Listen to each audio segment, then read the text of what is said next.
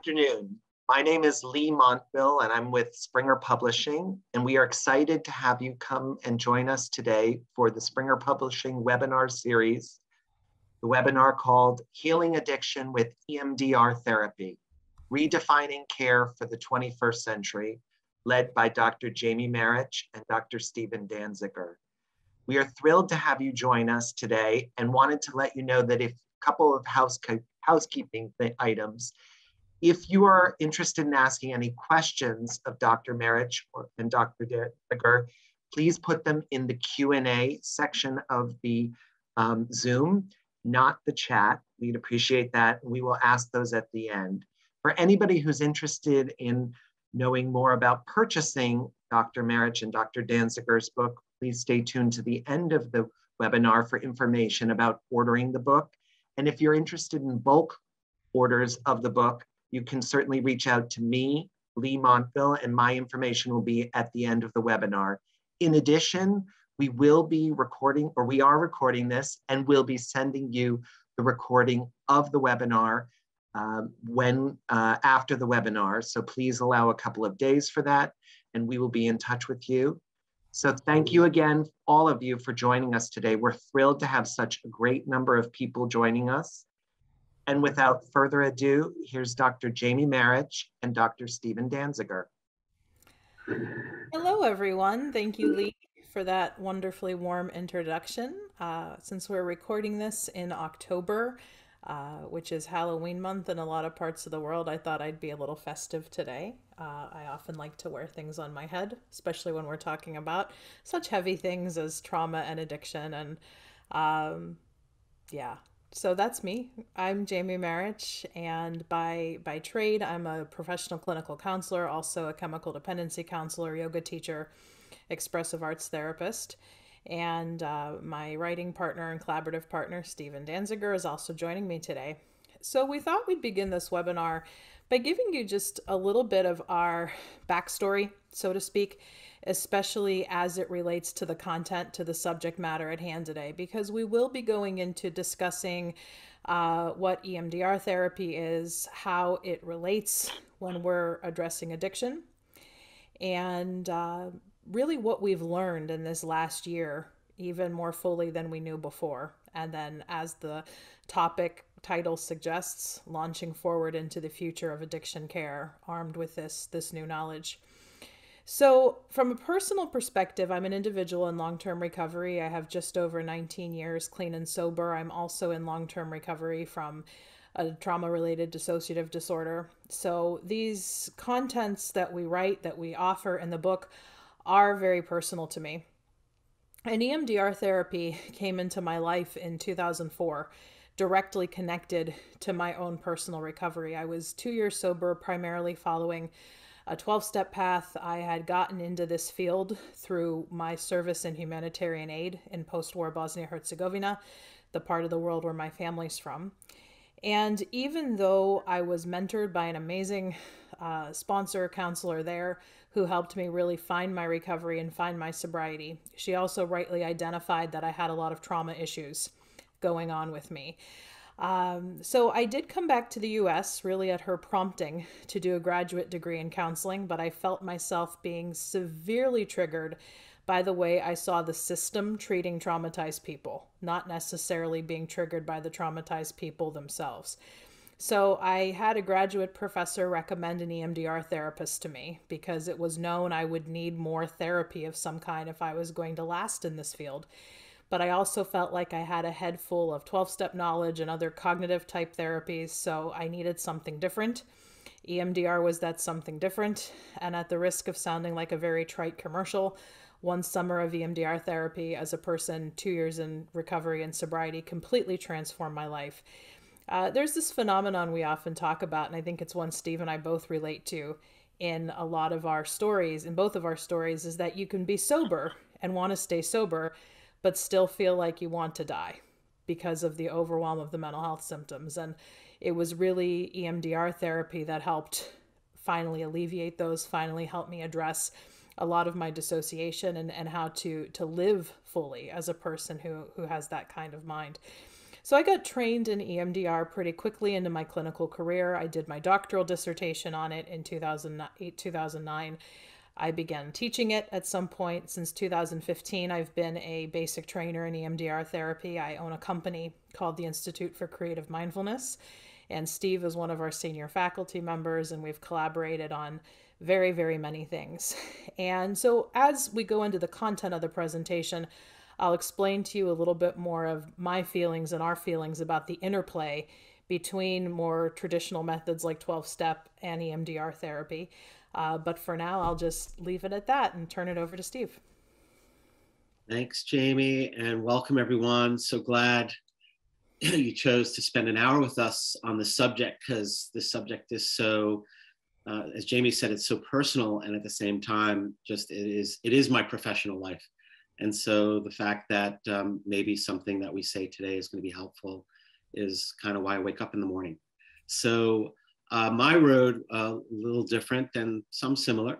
I basically had a life-changing, anyone would call it probably a big T trauma, when I was about 12 years old. And shortly thereafter, I discovered alcohol and cannabis as a solution. I wasn't looking for a solution, but I found it. And between the ages of 12 then and 26, I would say that was my primary sort of pathway. How can I make sure that I feel better? And how can I make sure that I feel better with some assistance?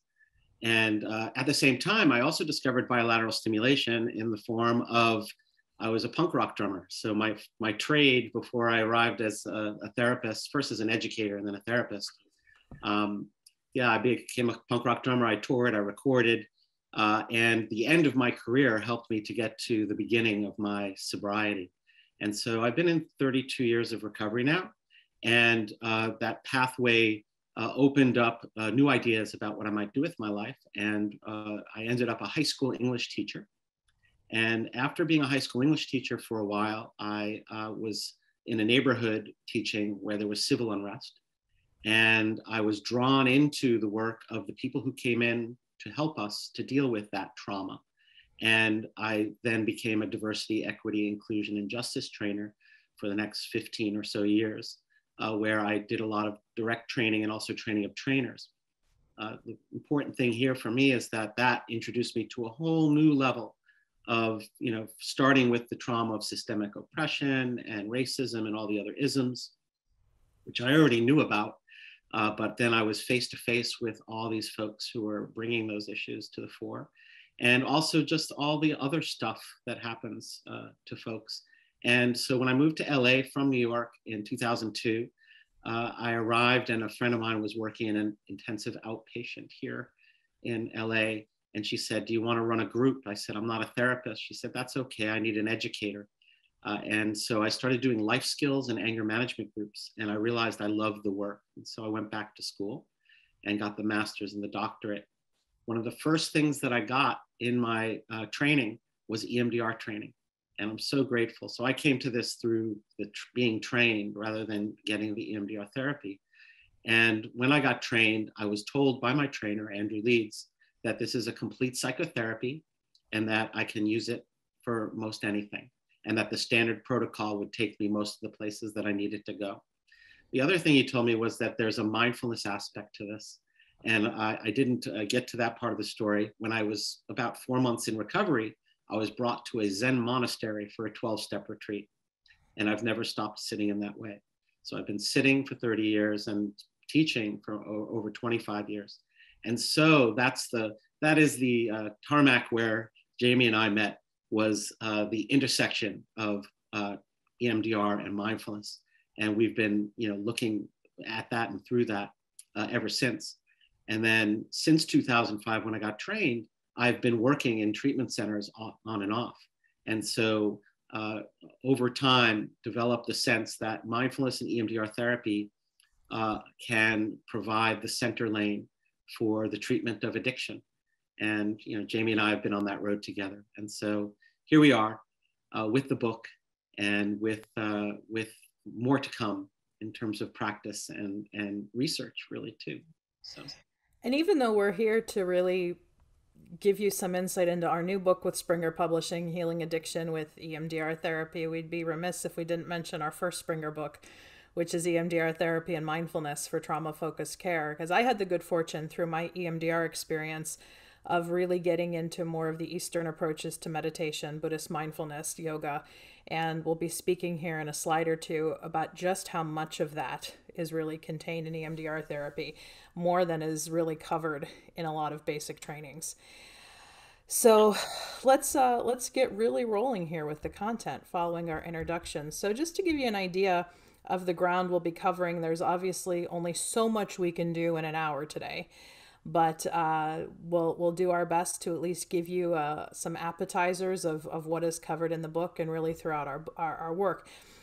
We weren't sure who we would really be speaking to today. We assume that a lot of you do have existing EMDR therapy training, but that a lot of you do not, perhaps. So we will give you a little bit of the EMDR therapy backstory. We will also look into the adaptive information processing model of EMDR therapy, and really how it can inform some of our needed updates to addiction care. So Steve will be taking the second point a little more robustly, which is really insights on implementing EMDR therapy, as he said, as a complete treatment for addiction into private practice, into treatment center settings, which is the thrust of a lot of his experience. And then we'll, as the title of the workshop webinar suggests, talking about the beyond here. How does this inform us going on? And obviously 2020 taught us a lot, and we'll be sharing from some of that enhanced knowledge base. So EMDR therapy, because I don't want to make assumptions that all of you are trained, does stand for eye movement desensitization and reprocessing. Eye movement desensitization and reprocessing. And EMDR therapy as a formal psychotherapy is credited to Dr. Francine Shapiro, who's pictured here on the screen. So what is fascinating about Dr. Shapiros' history, yes, she was a California psychologist, actually was working on her PhD at the time of her discovery that led to EMDR, but Steve and I really like to emphasize the history even before that. So she was a student of mindfulness meditation. Because of her own cancer diagnosis in the 80s, she became very interested in mind-body medicine, took a lot of workshops. One of her direct teachers that she named was Stephen Levine, who worked closely with Jack Kornfield and the Insight meditation tradition.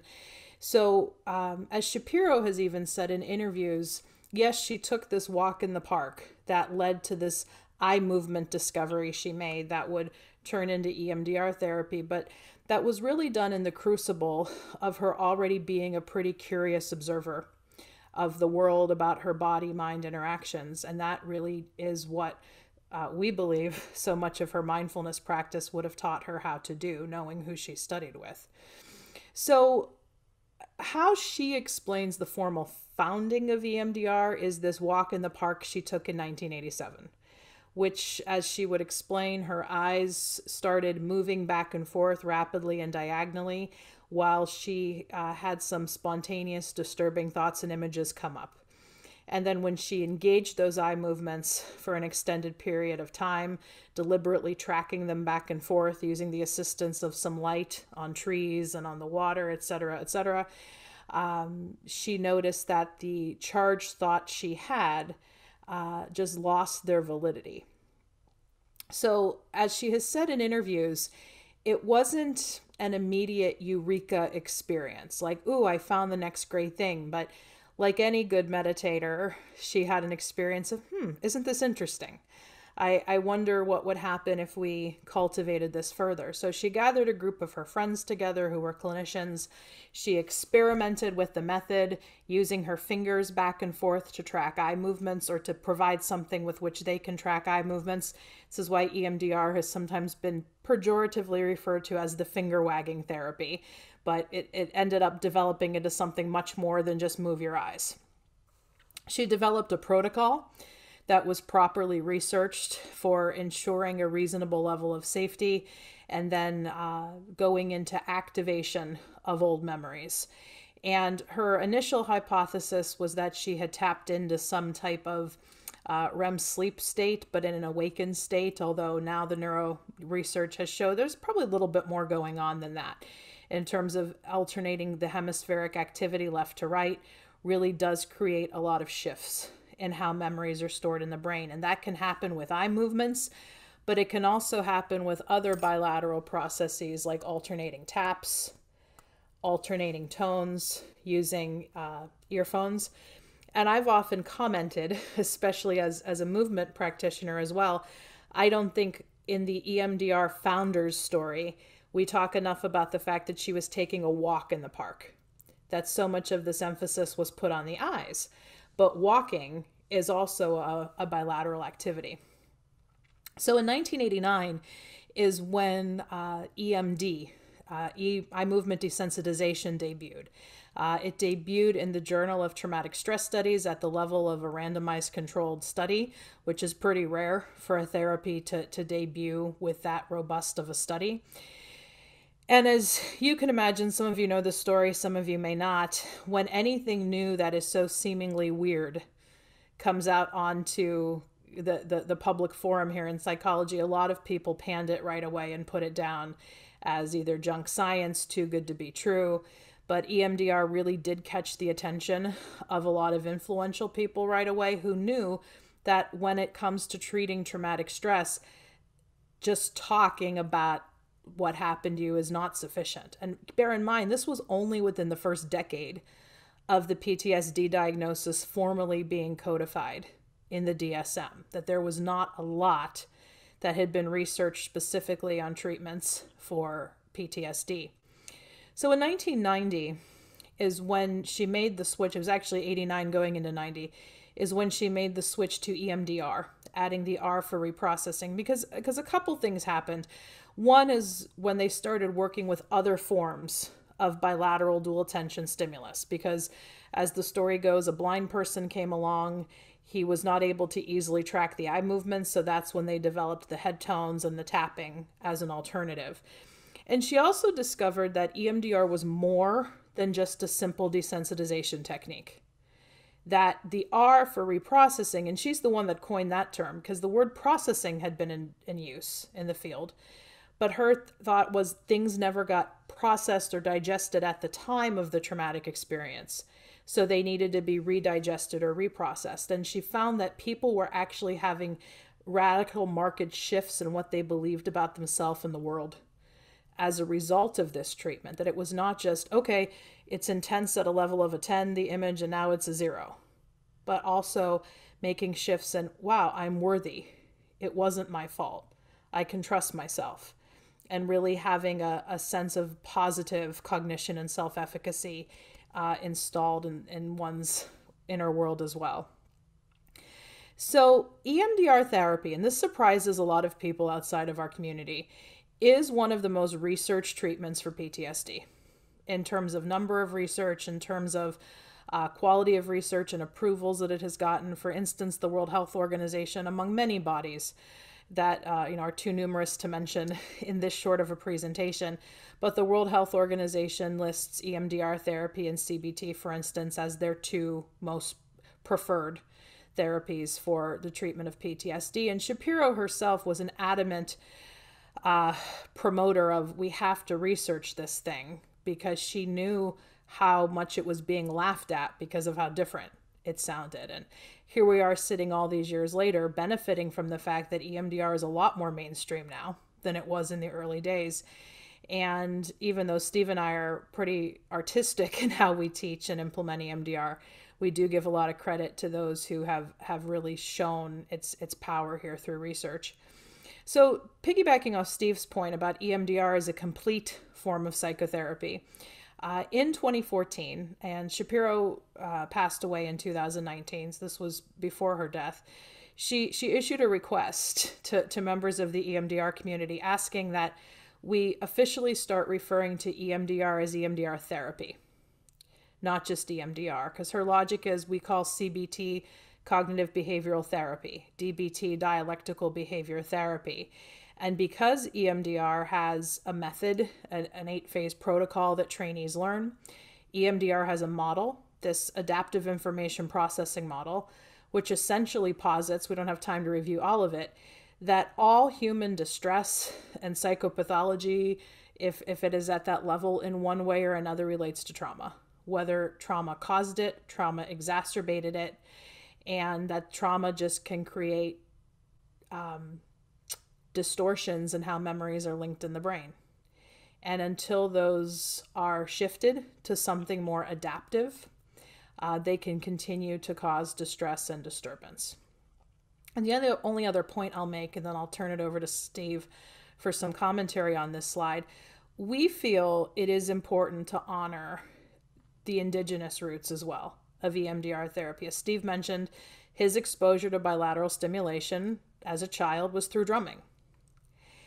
And it is important to note that indigenous healing practices throughout the world honor actions like drumming and dancing, silence and storytelling, as what are often referred to as the healing salves, the healing conditions. And so many of those, if not directly bilateral, do contain components of what we now see in EMDR therapy. Especially, there's a lot of silent reflection in EMDR as well, in addition to the application of the eye movements, which often do happen in silence.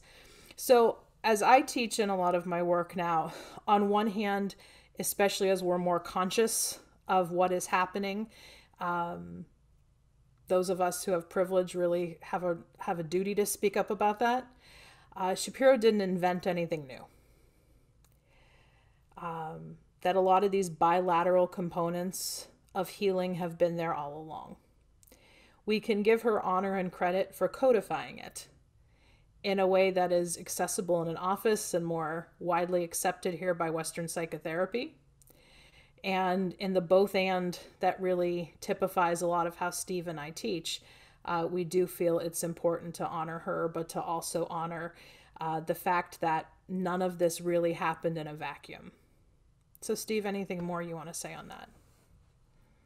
Yeah, just, the way that I like to think of it is that she put together a greatest hits of Eastern, Western, and indigenous psychology and practices that came to her through this, whatever it was that happened during her mindfulness training, that made her aware at that moment of the action of the eyes, combined with the desensitization of the memory that she was having at the time. And so I also give her a lot of credit for putting up with the pushback, for holding the mindfulness aspect, for instance, close to the vest until like 2014, 2015, because she realized, she was already in it enough with, like, I'm going to wave my fingers in your face, you're going to feel better. Oh, really? At that time, 1987, there was nothing in the clinical literature on mindfulness. There was like one article that year. And so anyway, a lot of credit goes to her for just, marching ahead. And so those of us who are here now benefit from that. And one of the benefits I got too, lastly, like you're talking about her sort of making it into a system, is, she really did kind of quickly create a complete psychotherapy that was incredibly inclusive and integrative. And over time, more and more folks have kind of seen that. And then now what we're doing, in the book and in the rest of our work is saying, yes, it is a complete psychotherapy. It's structured, but not rigid. And all the eclectic practices that we may or may not bring into our practice of psychotherapy can be included in EMDR therapy. And so what a wonderful gift to have, to be able to focus our sights on what the AIP model says is the problem, right? The trauma. So one of the great questions that comes up in discussing EMDR therapy is, what exactly can it be used with or for? And what we can definitively say is it is most researched for post-traumatic stress disorder, specifically single incident post-traumatic stress disorder. Yet, I will say from really the beginning inception of EMDR therapy, it has been used to treat a lot of other psychological, psychiatric diagnoses, including addiction. And with addiction, and Steve and I, just to qualify, do use the word addiction as a general catch-all term in the book, realizing there are some problems with the word, realizing a lot of people have problems with the word. And there's some literature to support, for example, that addiction may be too stigmatizing of a term going forward, and we should be leaning more into person with this type of disorder. Addiction comes from the Latin root meaning to be fixated on or favoring something.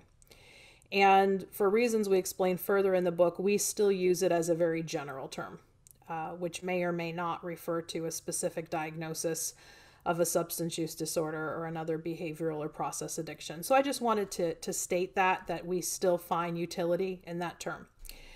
So as it relates to addiction, Shapiro actually published her first article on it in 1994, making a case for, because there is such a high comorbidity that has been widely established between post-traumatic stress disorder and substance use disorders, that EMDR can be properly used as part of the overall treatment for addiction.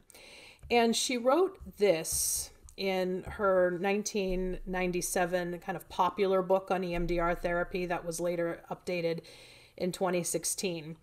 And this is one of my favorite passages in her writing. And it definitely reflects how Stephen and I really work with clients who suffer from substance use disorders, other behavioral compulsivities, whatever it may be, using EMDR therapy. That EMDR must never be done in a vacuum, especially with alcoholics and addicts, noting that EMDR is best implemented as part of a system designed to make the client feel safe and supported. Now, I will say, since 1997, when she wrote this, there is some more specific literature on the use of EMDR therapy in addiction care. I happen to have most of the qualitative papers on it, but there are, I believe, 3 randomized controlled studies at this point that look at various implementations of EMDR therapy with addiction or substance use disorders. And I'll be speaking to some of my qualitative findings here in a moment.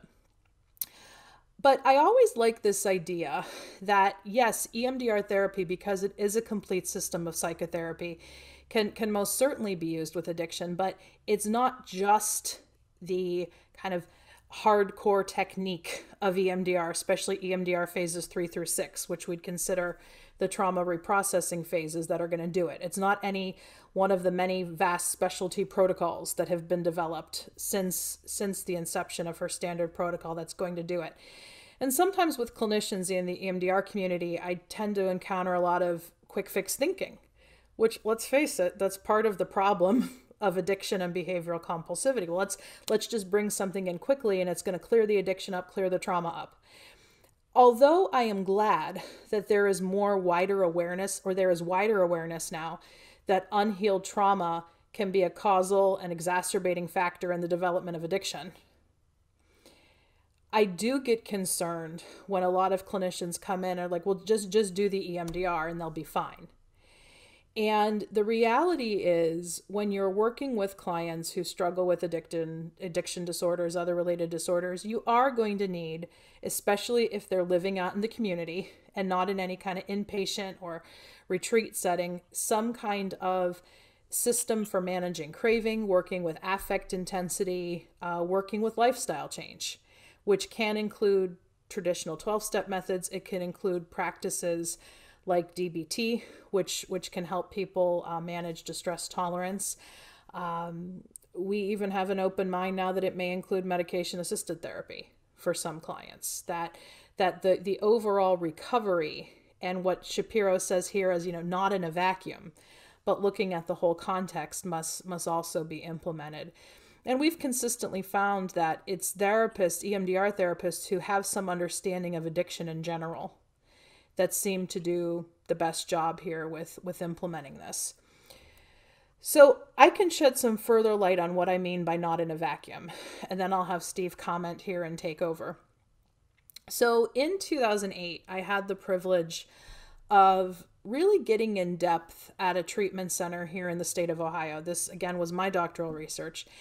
And there was a center that I became acquainted with, and the center were huge fans of EMDR therapy. their founder, Ginny O'Keefe, was a very progressive woman here in the state of Ohio who knew in the 80s that addiction care, especially for women, had to include more trauma care.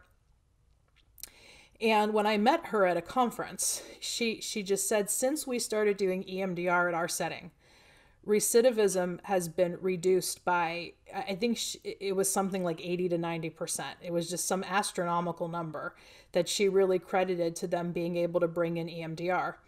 And they were both an inpatient setting, outpatient. They had a halfway house level of care as well. So the good thing is these women who had the privilege at that time of being treated at that center had the opportunity to access care for up to 2 years, which we know from some other literature really enhances success at recovery.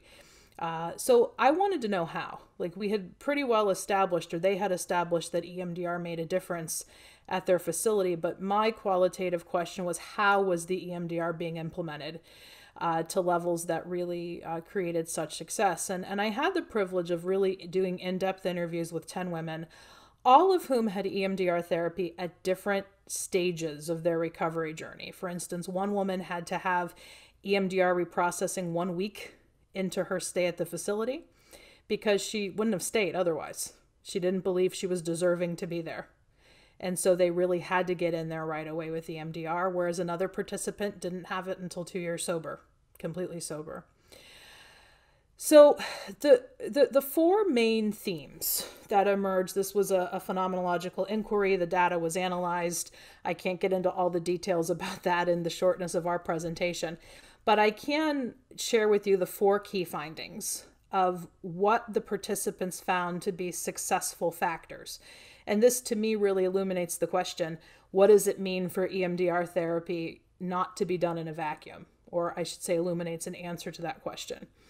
So the participants really highlighted safety as an essential kind of crucible or container of the EMDR experience. And they gave specific examples of how safety was fostered. For example, having an on-call clinician they were able to access in between sessions. They didn't always use it, but just knowing it was there was an important way to help them feel safe. Making sure that their questions about the EMDR method were answered was another way that safety was fostered. Obviously, attending to the therapeutic alliance was another huge way that safety was fostered, in addition to some of the other skills that we teach as part of EMDR preparation, the visualizations, mindfulness, breathing skills. They also identified that being able to access what kind of emerged as the emotional core was vital to the recovery experience. I remember clearly one participant said, "I never stayed sober before because I ain't never worked on none of my core issues." And so things like, I'm not worthy, I'm not deserving, that was that other participant's real core issue. And as we know, especially if you know EMDR therapy, this is really a magnificent treatment that helps you to go there. The participants also confirmed what's pretty widely accepted in the addiction literature, that lifestyle change was needed for overall recovery. And that could be lifestyle change that EMDR helped to facilitate, but it can also be lifestyle change that they learned through other methods at the center. For instance, one participant mentioned at 27 years old, she had never learned how to cook for herself. And so those kind of basic lifestyle classes that the facility offered too were very critical to their recovery. And then using a combination of factors for successful treatment, 9 of the 10 participants indicated that 12 steps was an important part of their journey too. These the overall ethic and ethos of the center being very trauma-informed, trauma-focused, very hope-filled, as opposed to punitive, was an important factor for them. And then having these kind of specialty groups that I mentioned, that really helped them be able to, AIP model would say, have positive neural networks that the maladaptive material can link up with. So Steve, based on your experience, what would your commentary be here on the how? So all of what you said is the foundation. All of what your clients in the study said is the foundation.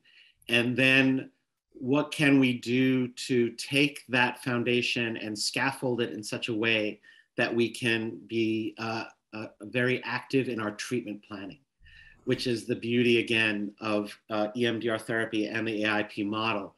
They both encourage us to conceptualize the case as a whole in order so that we can provide that safety, so that we can get to that emotional core in a safe and effective way, that we can support the lifestyle change.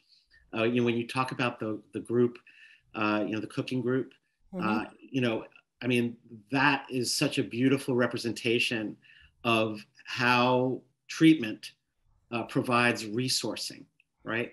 A lot of people who come to EMDR therapy and even get trained, they hear calm place, light stream, container, and tapping, and we have resources. But no, really what we're talking about is, and you and I teach about this in a general way, but really applies to addiction, is that resources are anything and everything that is healthy or adaptive for the client in front of you. And so in our phases 1 and 2 of conceptualizing an addiction case, we are taking every effort to provide for that foundation that you described that they were feeling and getting. And so up until now, my experience has been that a majority of the way EMDR therapy has been used in treatment settings is as an adjunctive or as an add-on, or the treatment center has the EMDR therapist. Oftentimes, sometimes they're not part of the general clinical team. They're not in on clinical meetings. They're providing the service, and they're there to treat the trauma that goes with the addiction. And all of this can work to provide, the results that you saw in the study. I'm going to work my way, if it's okay, I'm going to work my way down from the more treatment setting, and then go towards the private practice and talk about the palate and all that. So what I've got from my experience was when I worked in treatment centers, fortunately for me, when I got trained by Andrew Leeds, I was working in a treatment center about 10 minutes away from A.J. Popke's house. And so A.J. Popke was the first person who really went straight towards addiction with EMDR therapy, and he just passed a few months ago. And he created the desensitization of triggers and urge reduction, or DETOR protocol, that is the longest standing addiction-specific protocol that we have. And so I got the support of AJ through the beginning of my work. And like Andrew said, it's a complete psychotherapy. AJ said, of course you can use this with addiction. And the thing about DETOR and AJ's approach that really helped me as someone who is an abstinence-based recovering person was that he was coming from a harm reduction place. And he set up DETOR where one of the most important aspects of it, and you'll see it when we talk about the palette of EMDR interventions in addiction, he set up something called the positive treatment goal. And he made it clear in the protocol that the positive treatment goal did not have to be or include abstinence. In other words, he opened the door for people to see their substance use, forget about whether it's an addiction or not, through a trauma lens, right? And through the lens of the AIP model, that perhaps if we just open the door and start working on the trauma, and in this case, working on the urges and triggers that go with addiction that impede one's ability to take care of oneself, or to be able to do the rest of the trauma work per se. Because in the end, the DETOR was designed to help people to get to the rest of the standard protocol. So anyways, he gave me that permission really to really dive in. Also, the clinical director where I was working was also looking at it as, looking forward to it as a frontline therapy. And so then I had the opportunity to become a clinical director at a center that was a Buddhist recovery center. And I said, I like this whole approach, Buddhist psychology and Dharma, but I think that if we trained everyone in EMDR therapy and we made EMDR therapy and mindfulness the central treatment and fold everything into it, much like a 12-step center is not just 12 steps, it folds in DBT, this, that, the other, that this would work because EMDR is this very integrative therapy, and it implies that we're going to take a trauma-focused approach. And so I incubated that for 3 years at that center and at one other center. And in 2019, started helping people to use this development. So I share this with you because, now this is one other approach. There's a number of approaches, and actually when I share the palette, that's a whole other approach. But the approach is that, the idea is that a treatment center is built actually to provide the first 2 phases, and really phases 7 and 8 also, of EMDR therapy for every client. And any client who during their time in that particular treatment episode that is ready for reprocessing can start reprocessing, with the implication being that discharge planning will take into account, this is a person in trauma recovery, and let's hand them off or keep them going on this trajectory. And that if we take a trauma-focused approach, we're going to end up with long-term sustainable recovery. Mm-hmm. So the other piece of that we added was, when you train clinicians, but you don't provide context or training for line staff, for C-suite, for non-clinical staff, oftentimes, those of you who are trauma therapists and have been that trauma advocate at your center and nobody else is listening.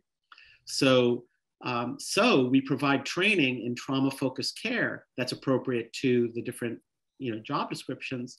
And so the entire center is speaking the same language of the 8-phase protocol, of the addiction protocols as well, and any of the other specialized protocols that might be appropriate for particular clients. And they're speaking the language of the AIP model, much as like a theoretical orientation or an approach to treatment. And so now, we have 5 centers that are doing it right now, and there's more about to sign on. And what we're noticing is that it works to provide the full power and possibility of EMDR therapy as a treatment for addiction. And going back to when Jamie said earlier about how Shapiro noticed the comorbidity between PTSD and addiction, we've noticed the connection between trauma and addiction. And so taking that trauma-focused approach, we're going to ask something. Well, Steve, I'm just mindful of the time and I want you to move on to the palette. But before we do that, I just want to add that one of our probably the core thesis of our book is there are a lot of different ways EMDR therapy and its various offshoots can be used in the treatment of addiction. Steve mentioned the Detour protocol. We have an attendee who was one of the developers of Cravex, which is another amazing specialty protocol that really aligns well with the standard protocol. It's one of my favorite. There are other specialty protocols like feeling state addiction protocol. There's a lot of literature in Europe supporting what's called kind of addiction-focused EMDR versus trauma-focused EMDR, looking at the EMDR to target more of the cravings and manifestations of addiction, and then later looking at it to target some of the traumatic underpinnings. So another study that I was directly involved with, because I'm a qualitative researcher, so I'm really interested in the how, more so than the hard numbers per se. And April Wise, who is a collaborator of mine, what we found in looking at her research participants is this identification by the clients themselves that they weren't really too worried about which specialty protocol was being used at which time or which approach was being used at which time, but they did identify that the skill of the provider in knowing how to use which approach was absolutely imperative. And so that's one of the things we really try to do in our book, is to not give you easy answers, but to give you a lot of things to consider as you make clinically smart decisions, client to client, treatment center to treatment center. And so Steve likes to use the work of Marcus and Hornsfeld, who are Dutch researchers that really kind of put all this together in what they call a palette of EMDR intervention. So Steve, I'll have you take it from there. So the work of Marcus and Hornsfeld, as you see, 2017, sort of parallel to what we're doing. One thing I wanted to mention before going into this, at the treatment center level, there are studies going on, not just with Metaprotocol, but also Cravex and a number of centers. There's all kinds of opportunities being made for more and more of us to be able to use EMDR therapy as a comprehensive and complete psychotherapy, treating addiction at the treatment center level, and then also in private practices, as solo practitioners. And that's where I turn to the palette for a lot of how I approach it in my own office and also how I teach it to folks. And what the palette is, essentially, is Marcus and Hornsfeld did a review of the literature, and that included the research and also finding all of the different addiction protocols and the practices that were within those protocols, and then laying them out as a number of modules, 15 they found, that are the interventions that until this time in the last 30 years have been used and pointed at the problem of addiction. And so the first two are in the resourcing first two phases, particularly phase 2 aspect of the treatment of addiction or anything with EMDR therapy. Calm place, RDI, installation of a positive treatment goal, which comes from Detour. In the book, Jamie and I talk about module 2.5, which is our own assessment that mindfulness-based resources are a key to all that. That calm place is good, RDI is great, the positive treatment goal, but because resources are anything and everything that is helpful for the person in front of me, then I want to really engage them with mindfulness-based resourcing that carries them through the entire treatment. And so then modules 3 through 5 are essentially using the standard protocol, right? Pointing it at PTSD, but also pointing it at the specifics of addiction, the emotional problems, and the negative core beliefs that come with that. And so when we're doing meta protocol, all we're doing is we're focusing in highly on modules 3 through 5. But then we look at the further modules and what they are. Some of them come from specific protocols. Some of them come from just interventions that have been developed by a number of different of practitioners and researchers in the EMDR field and the addiction-focused field. And so focusing in on negative flash forwards of prolonged abstinence, right, which is a huge one. Oh my God, my life is going to be so boring. Please help me. I'm going to relapse. And so folks we can use EMDR. We can point the protocol at that.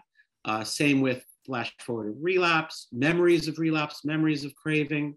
And then the modules that are the flip side, let's say, EMDR on positive memories of using, right? We need to provide a disconnect. And a lot of this comes, particularly module 11, feeling state protocol, the linking memories, that memory that I have that started the train of my addiction. I have that story myself. The very first time I used a substance, I got all the benefits and all the problems all in one night.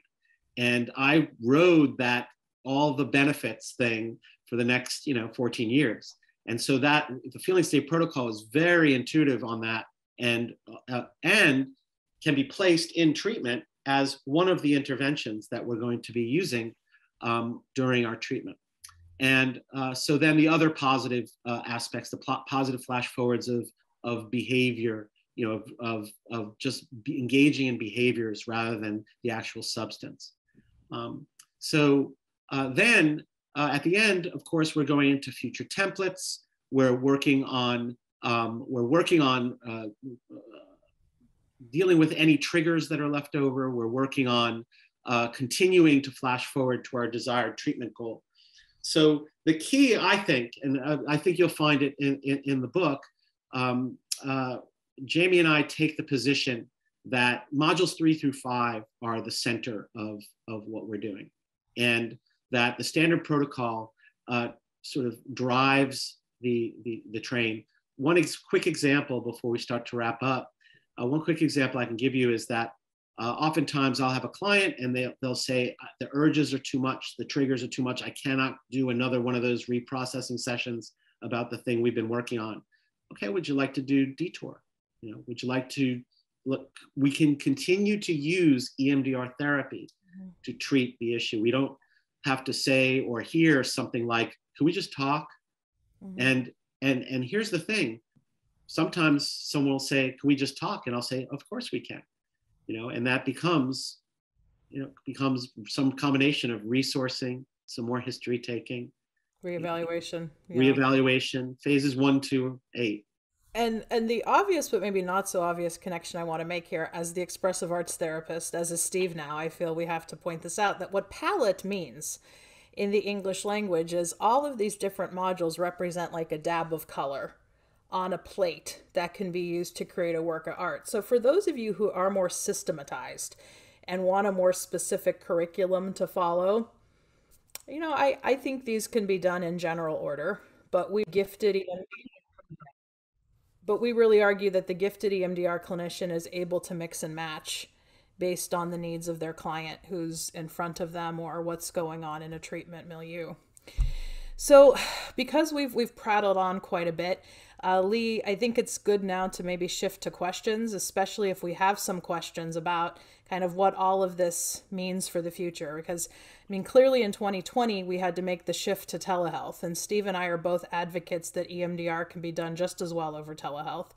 And you're welcome to visit our website, instituteforcreativemindfulness.com. Under resources, you can click on free webinars, and ICM hosted several that we specifically put out at the beginning of the pandemic to try to engender a greater sense of confidence in doing EMDR therapy over telehealth. So to save time on this webinar, I would send you to instituteforcreativemindfulness.com, go under resources, and you could find a lot of what we have to say about that.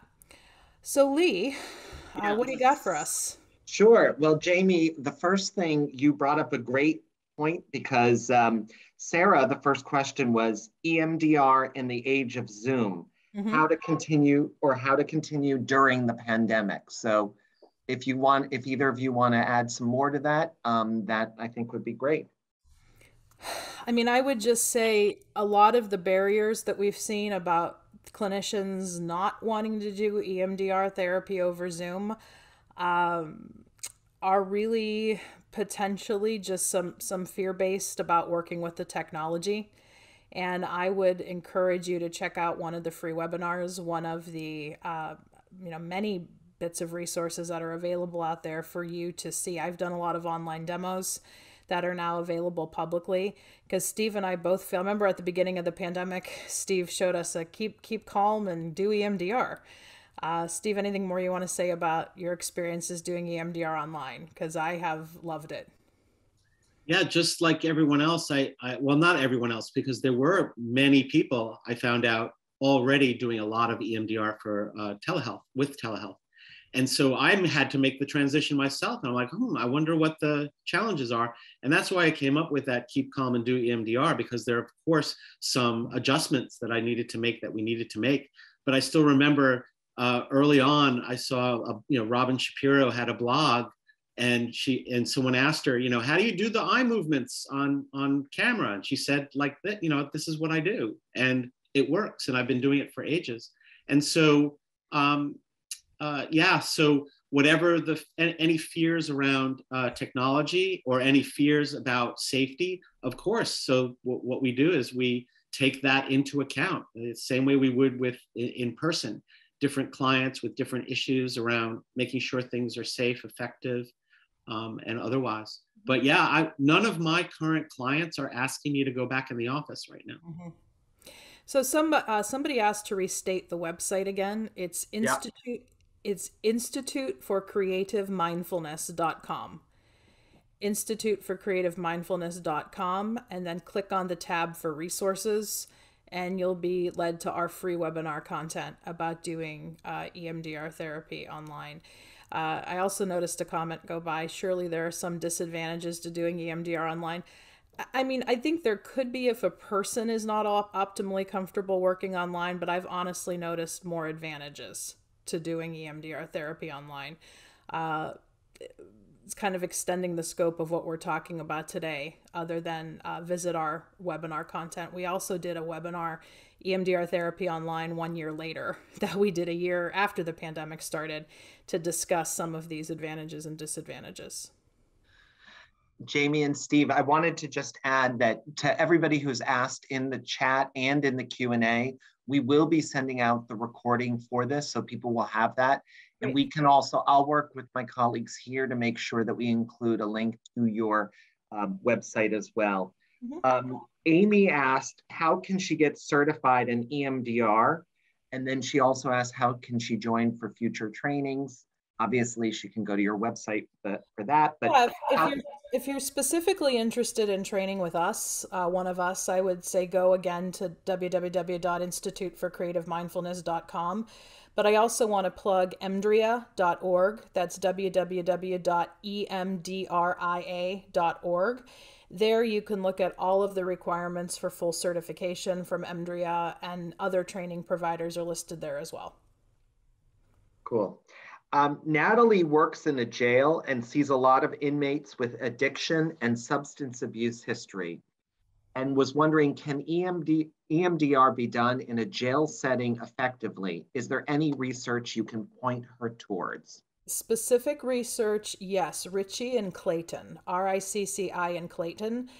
It's specifically working with, quote unquote, sex offenders, many of whom also have substance use disorder issues. So you can look up that name in the literature, Richie and Clayton.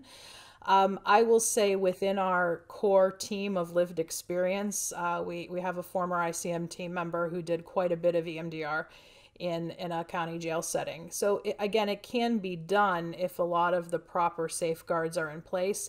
And our experience is often if you have an adventurous clinician who is comfortable with that population anyway. Shapiro even said, and this is a great safeguard for us, don't do EMDR therapy with a client population you wouldn't normally be comfortable treating anyway.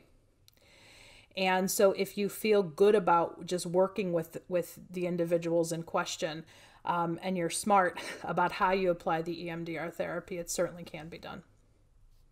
And I could just share one more experience is that one of the treatment centers that we're working with has multiple levels of care and lots of wraparound services. And one of the things that they are working on and in is in the jail and then in the coming back out of jail population. And EMDR is being utilized inside and then in order to make the transition. So, there's research going on about that, and it's in practice, and so far so good. That's great. Thank you both. Jessica has asked, have you had experiences with working with clients experiencing homelessness who are having co-occurring disorders and EMDR? Mm-hmm. Yeah. When I was first trained, I was working in the county-based addiction agency, so that described a lot of my clients. And I think the key is working with appropriate social services to try to get some type of more stable housing in place, if that's an option, and just realizing that phase 2 EMDR preparation is part of EMDR therapy. So I'm just thinking off the hand of one specific client where we were literally in phase 2 resourcing for 6 months. And a lot of that included getting her set up with housing, but going over skills with her that she could use, having her do a couple initial classes about sobriety and support, but then eventually she handled the EMDR reprocessing phases 3 through 6 very beautifully. And a mile from my house here is opening in a week, is the largest tiny house transitional housing for homeless in the country. There's 170 units, and I've already gone over there and said, let's bring, complete wraparound services. They're getting mental health. Everything is there in the community for 3 to 9 months. Yeah. So I'll let you know how it goes. And overall, and Lee, you might save yourself some time if you're seeing any more of these questions. Whenever we get a question, what about EMDR with XYZ? Yeah. Yes is the answer. Yes. It can be done as long as it's not done in a vacuum, as Shapiro said about addiction. If you go in with that, well, let's just, zap them and they'll be fine. That's where you run the risk of the EMDR overwhelming the individual. But all these populations that we used to have concern about doing EMDR with, schizophrenia, bipolar disorder, pregnant women, there's now established both literature and mountains of practice evidence showing that EMDR can be done as long as a lot of these other issues around it are attended to, and that the clinician feels secure enough about working with that population. And so with each population and diagnosis, then turning to addiction, all we do is, or what we do is we just bring in all the best practices that we already know about with addiction and think about some new ones too, and bring it into our work with EMDR therapy. And that's the structure. Great. Jamie, if I can ask you, if you can move to the next slide so we can show people who are interested in buying the book Definitely, with yeah. information about how to buy the book. And especially, we've had a lot of people that are attended today that are joining us from Europe. So we thank you for joining us, especially because it's late at night. Here's information about buying the book. If we have a couple more minutes, if that works for the two of you, we can ask a couple more questions. Mm-hmm. Please. Sure. Whitney has asked the following 3 things, and Jamie, correct me if they're all part of your yes answer. Is EMDR at the promising or established evidence level? What is the mechanism of action of the therapy? And is the therapy related to quote unquote patterning? The third question I have no idea about. I can't directly answer that. If you're talking about SAMHSA's classification or National Institutes of Health classification with promising and established, again, for PTSD, it is largely considered established. For other diagnoses, it's largely at the promising level. If you're one of those show me in the research type of people, I highly recommend you Google the Francine Shapiro Library. You can also look at the SAMHSA Evidence-Based Practice Catalog, which we tend to use here in the United States. And what was the second question? The second question was, what is the mechanism of action of the therapy? Yeah, again, that's a bigger answer than we can give in a short Q&A here. I would look up the name Mauro Pagani, M-A-U-R-O, Pagani, P-A-G-A-N-I.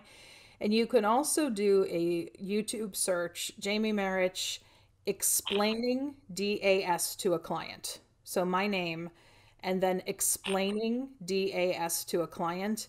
And in that video, myself and another one of our colleagues, Amber Stiles Bodnar, go through a little bit more of an explanation of how we would talk about the bilateral or dual attention stimulus and what we believe it's doing in the brain. Because in general, the mechanism of action is still theoretical. Like, we have good ideas about how it's working based on the neuro research, but it's still not been definitively established. There's a number of working theories like that, the impact on the working memory, the REM sleep theory that Jamie alluded to earlier, the relationship to the orienting response that found in nature of tracking for danger, just right-left brain integration. And another theory called stochastic resonance, Paul Miller and Derek Farrell, which basically means helpful randomness at the level of the brain, being able to create shifts in how memories are stored. Great. Marina asked, how can EMDR be implemented in a private setting? I believe we touched on some of that earlier. I mean, Steve was largely speaking about treatment, but everything that could be done in treatment, you can certainly do one-on-one with the palate, and you might even have a little more room to wiggle when you're one-on-one with a person in terms of directly tailoring it to them. One thing I would say to private practitioners, and they're a big audience for this book, is many private practitioners do not have specific training in addiction. And even though it might not be necessary to go out and get a whole separate license or credential in working with addiction, we want you to have at least some base competence in working with addiction before you do EMDR in a private practice setting. And in the past, there was a lot of this attitude expressed, well, I don't work with addiction. We truly feel in this day and age that that's not really an option because even if you're not directly working with people who have an addiction, you're probably working with their families, their friends, their loved ones. It's that pervasive of an issue. So the biggest shout out we would give to piece of advice we would give to private practitioners, in addition to everything else we've covered, is really get some training in some of the basics of addiction. We do cover a lot of that in the opening chapters of the book. That's great. So I think, just to reiterate to everybody, we will be sending out a recording of this webinar and the video When it is available within the next week, we will send it to everybody who has attended today.